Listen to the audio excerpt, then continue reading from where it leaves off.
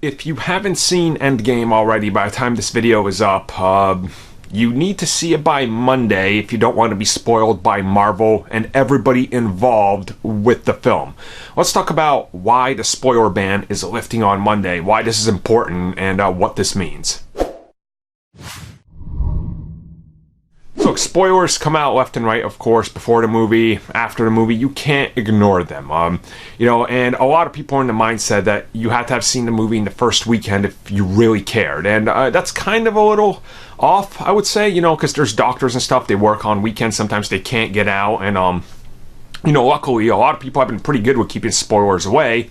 So now the Russos have come out and said the spoiler ban on Endgame, we're lifting it on Monday. And people are like, well, why is it Monday? Why is this so important? Well, you see, it's already, at that point, been like 10 plus days, right? So the most hardcore of hardcore, like, you can assume they went in and saw the movie and they're talking about it already. And of course, this is where they have to start selling the movie to a crowd that might not have been as interested. So this is where they got to reveal some of the time travel elements, going back to the Avengers. So if you're a guy that watched the Avengers and maybe Age of Ultron, but then you fell off, you see the TV spot for the original Avengers, you go, oh wow, different points of view, that might push you in, right? You're going to see a different Thor. They're going to put fat Thor right, in the center, and you're like, oh, that's different. How did he get there? I want to go see this movie, right? And I know that's crazy. I know I'm telling you something crazy. You're like, wait, people haven't seen Avengers? I know there is people, trust me. This does happen. It's just kind of how it is, and this is kind of the next marketing push where spoilers will be included in the new TV spots.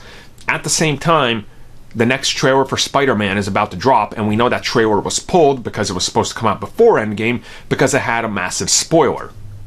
That spoiler being that Tony Stark dies.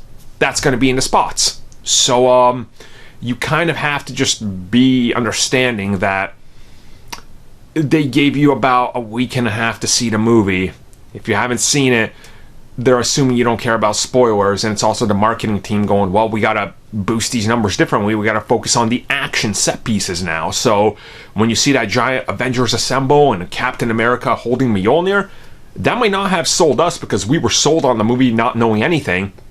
But, Johnny down the street who's Noob Master 69 and playing games all day, he might see that and go, okay, I'm gonna just go smoke and go watch that movie right now. That looks cool, right? And that's who they're targeting next up. So spoilers are full go.